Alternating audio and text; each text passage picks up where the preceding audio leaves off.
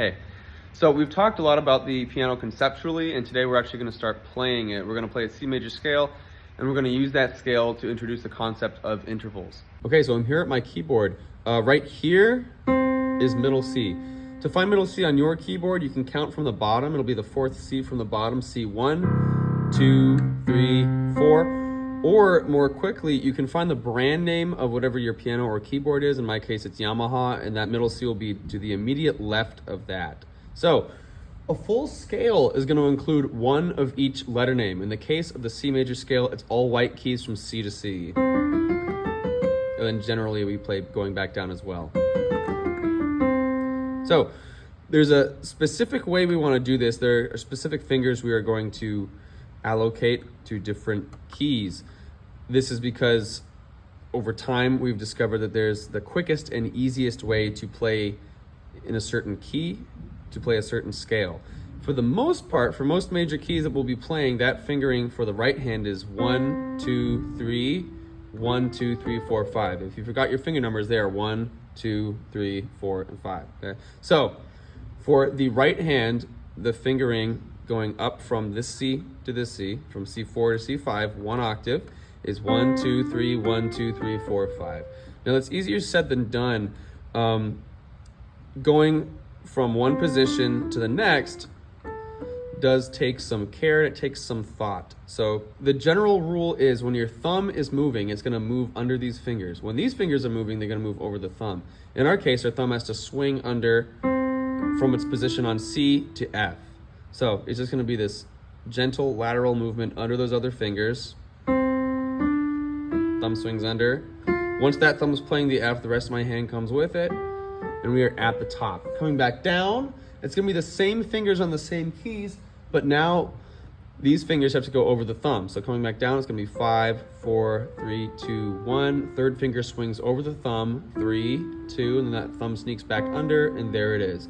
There are two positions that we are playing in when we are playing this C major scale. The first one is fingers 1, 2, and 3 on C, D, and E. Then the thumb swings over, and we have fingers 1 through 5 on F, G, A, and B. So you can block these chords, which doesn't sound great in this circumstance, but is helpful to let you understand the different groups that we're using. So this position first, then we play up here, and then we're back down.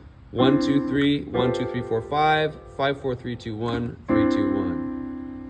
Played one at a time.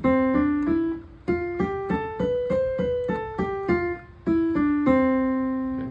Then obviously that transition we want to be smooth, and so when you play it, you couldn't tell by listening that we switched our hand position.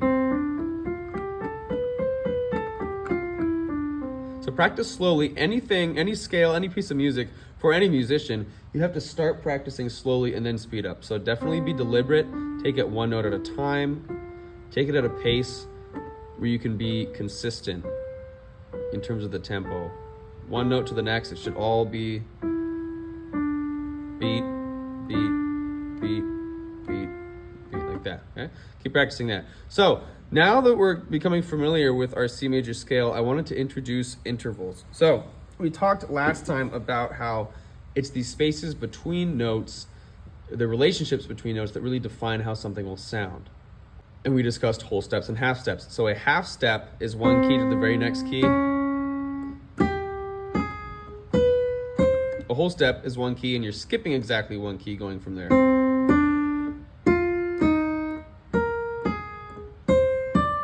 Okay. However, obviously there are many different combinations of notes that will create different sounds, and they all have their own specific interval, which again is defined as the measurable distance between two pitches. So now that we're looking at the C scale, let's focus on all the intervals we can play coming off of C. We're going to stick with the white keys for now and just worry about single number intervals. So intervals are going to have two aspects to them, a number and then a quality. Today we're just going to worry about the number. The quality is a little bit more difficult to understand. We'll look at that later on, but the number is pretty straightforward. So we're going to play all of these off of C. So if I was playing a C and I was singing the same C, we would call that a one or a unison because that's the exact same pitch being doubled. If I play C and then I play D, that would be a second. So normally when we count distances with things, we count the first motion as being 1. But when we count an interval distance, you need to start with the initial pitch. So C would count as 1, D would count as 2. Thus it is a second. If I'm playing C, then I'm playing E. We are counting the initial position, we are counting the destination. We are also counting any letter names that are being skipped over, in this case D. So C, we're skipping over D and playing E. So the distance between C and E is a third, we would call it. C to F, you guessed it, would be a fourth. 1, 2, 3, 4. C, D, E, F. E to G, 1, 2, 3, 4, 5. C to A, a sixth.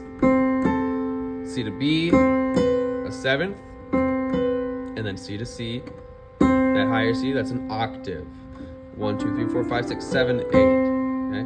So second, third, fourth, fifth, sixth, seventh, and eighth. Now, of course, these intervals all don't have to spawn from C. This would be a fifth.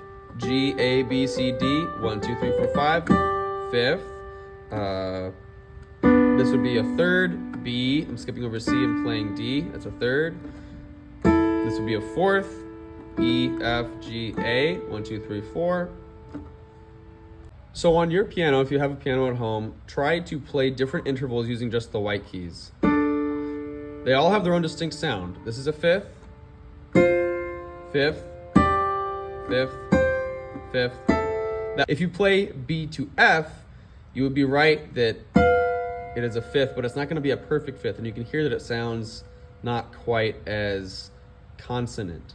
There are two terms we use when we're discussing whether or not essentially two notes or more sound good or bad together. Consonant if they work together, and dissonant if they sound kind of not that great together. So B to F. B to F is a fifth, but it's a different kind of fifth that we'll talk about later. However, any other fifth using the white keys is going to be a perfect fifth. And try to find your thirds. Some will be major, some will be minor. We'll discuss why next time. But all thirds sound pretty good together. Fourths as well.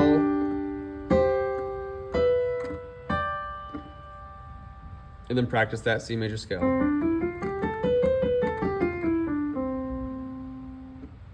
Next time we'll look at the C major scale in the left hand.